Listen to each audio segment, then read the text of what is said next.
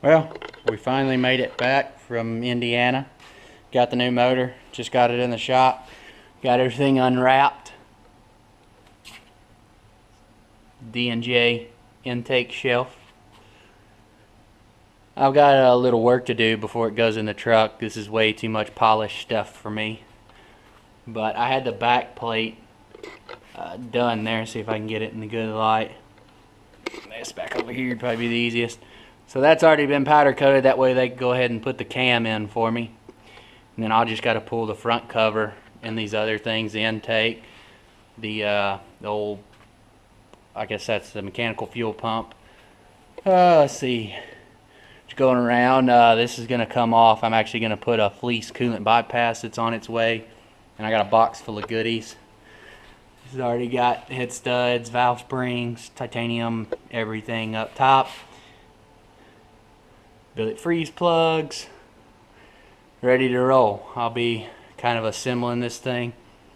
The head's got all thread in coolant where it doesn't have any freeze plugs up there. But I will be working on this for a little while here. But this is the new 6.4 liter Cummins. It's going in the white single cab. So here's the other box of goodies that I got in with the motor that I picked up while I was up there. I went ahead and got D&J's new valve cover, their new billet valve cover. Nothing fancy. Straightforward. I got a couple of tricks up my sleeve to make it look pretty. Go along with the truck, bolts and stuff. Went ahead and got all new rocker assemblies, which I will go over those here in just a second. Push rods for the new motor. I went ahead and got a new balancer because the one that was on there, since I bought that one, they've updated it, you know, and they're full power basically. There's a part number on that, but they're full power kit. It basically uses their own bolts that ARP made for them and that little torque spacer, I guess it's called. So we got a new balancer. I'm gonna throw the other balancer on the old 6.7.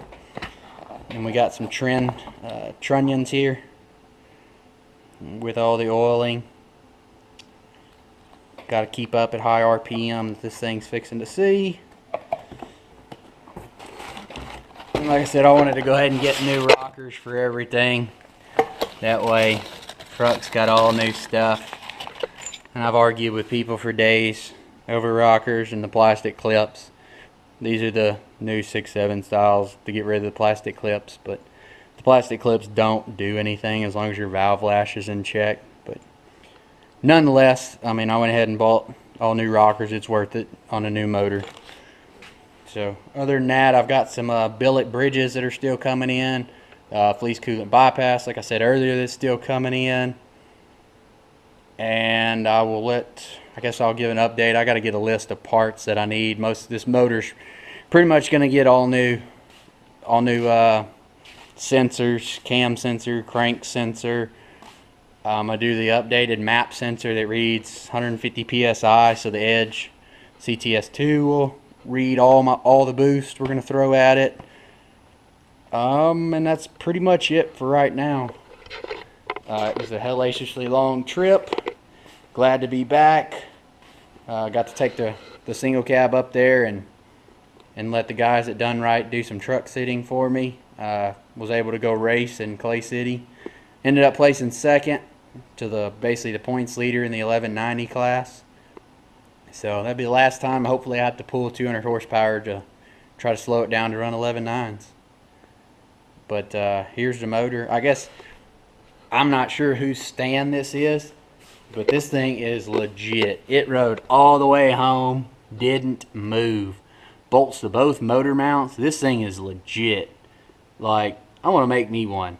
I hope I don't have to be moving motors around that much, but this thing is legit.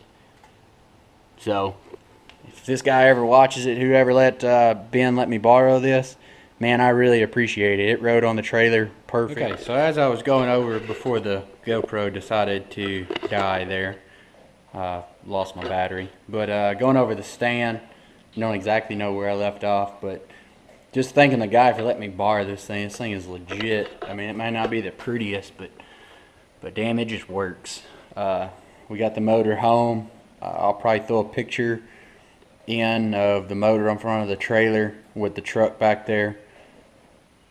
Depending on how long this video is, I might throw in a couple of clips from racing in Clay City, Kentucky for NHRDA. Probably one of the last, or the last 1190 Super Diesel Index class on the 5.9 motor. I don't know that we're going to be able to tone this new motor down to do World Finals, but we're going to give it hell. Got some parts over here. I've already went over the valve cover. I got some stuff off the spare motor. I need to get powder coated. That's going to go on this one. I guess it's not a spare motor anymore. It's a core motor that I traded in to get this beast of a thing. But I'm going to work on cleaning my shop out here in the next week. I will have quite a bit of, or a few 5.9 parts up for sale just as soon as I can. There's a couple of things I need to do with the truck, and then I'll pull what I want to sell off. Some of it's going on this, and a bunch of it's going on my 07 6.7. Hopefully we can make that a pretty beastly truck there. So that's pretty much where I'll leave this video off. Super pumped for the 6.4. I just, every afternoon after work, I just come out here and look at it and just go over stuff. I've got a parts list. I'm super pumped. Thanks to the guys at Done Right Diesel for always getting me all my parts that I need. This is just, it's just crazy. I can't wait to hear this thing fire up. Hopefully over the next couple of months I can have it in and running. There's quite a bit of things I want to do before it does go in, but we're gonna work on it and see where I can go with it. What are you doing, Cooper?